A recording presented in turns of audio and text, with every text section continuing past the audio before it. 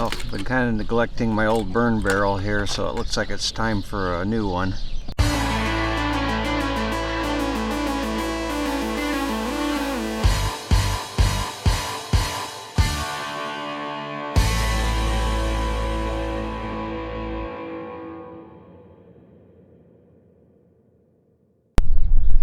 Well, today we got some limbing to do, actually a whole tree removal to do. I've got an apple tree here in the background that's all dead up at the top, and it's time for it to go. Already started to go to work with a limb saw, and I've created all this debris, so I have to dispose of that. The old burn barrel's pretty well shot, so we need to replace that.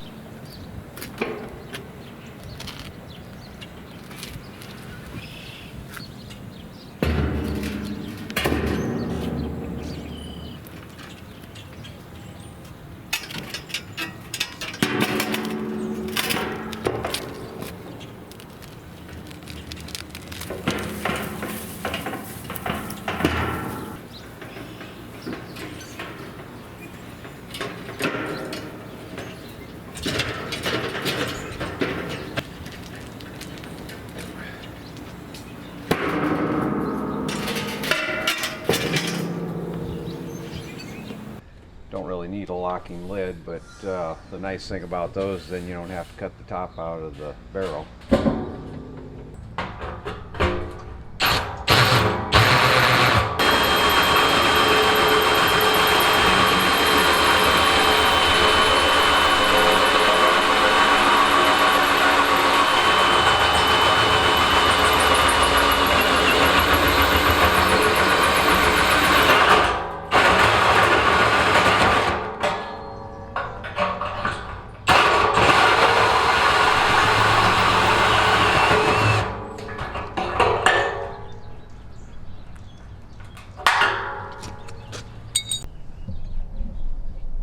Okay, I got a series of holes drilled around the barrel now.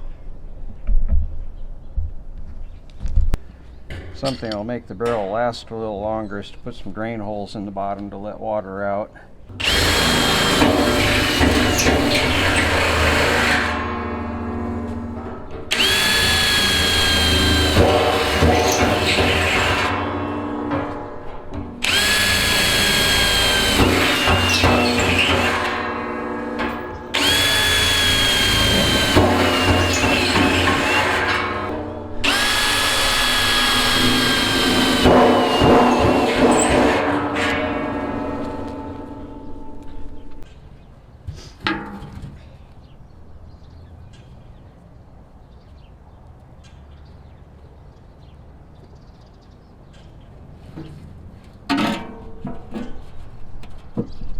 Looks good.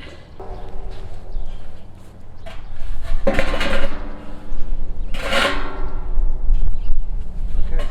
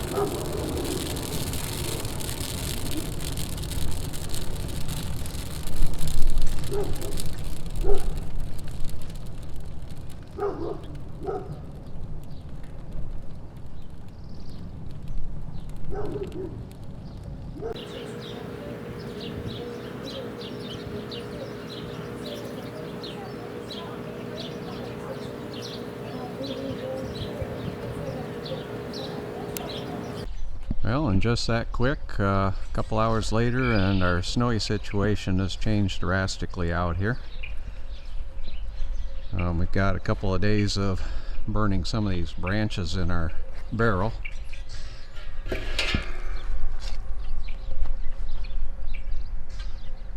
That's all that's left of as far as ashes go. Okay, so even after a couple of days, there's a significant amount of coals left in here. And it doesn't take too much to get things to start back up again.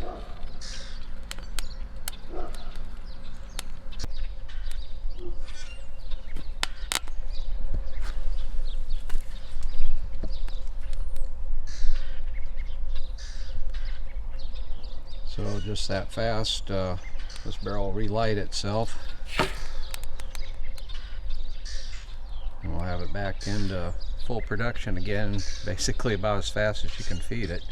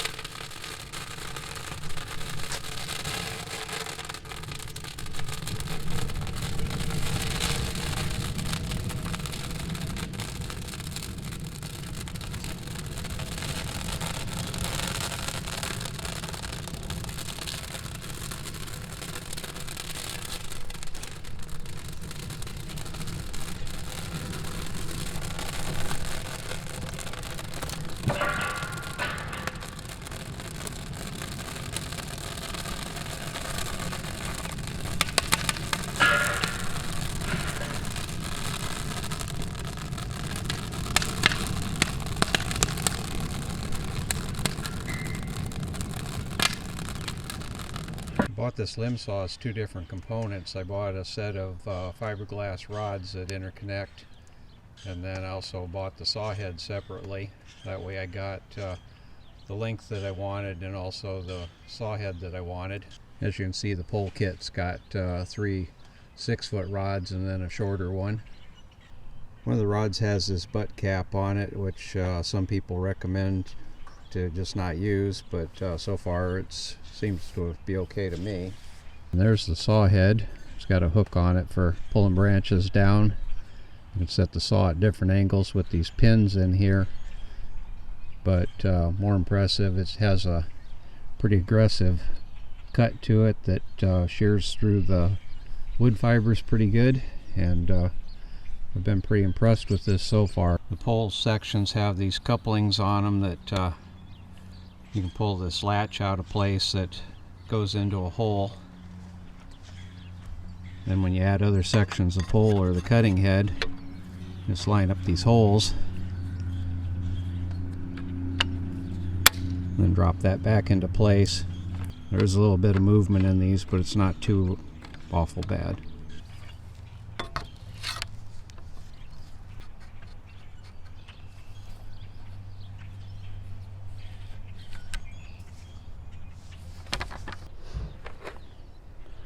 Wearing a hard hat with screen visor is a really good idea when working on these trees. These branches can be really heavy when you cut them, and the screen keeps the sawdust out of your eyes while still letting you see what you're doing.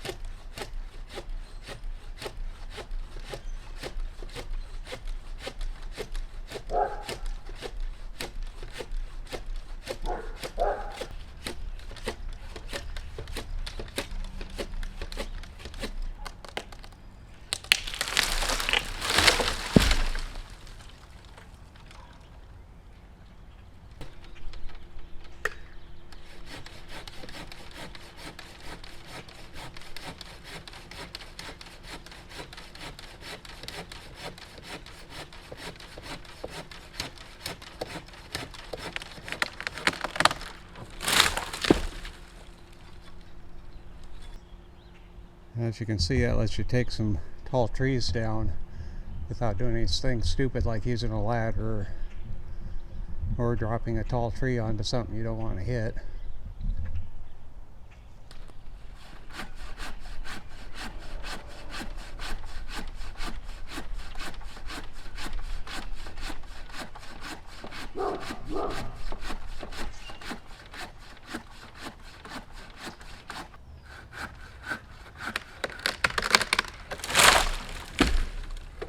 Alright, this one's a pretty ambitious, about 7 inches of branch that I'm cutting off here.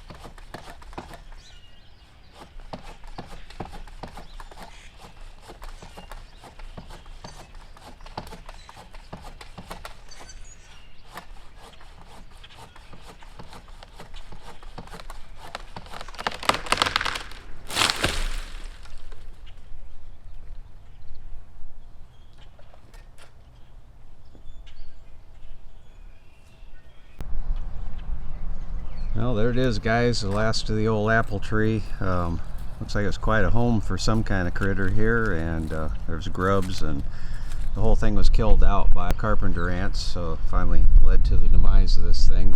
We have this stack of applewood branches here for firewood. We have the split pile for firewood, and all I gotta do is pick up the miscellaneous branches around here and get them into the burn barrel. So far we've reduced everything down to that upper set of holes there, so it's efficiently got rid of a pretty good sized tree. So thanks for watching, thank you for subscribing. Lots more to come. Hopefully more of this will get out on the mountain instead of this urban cleanup type stuff. Thanks for watching.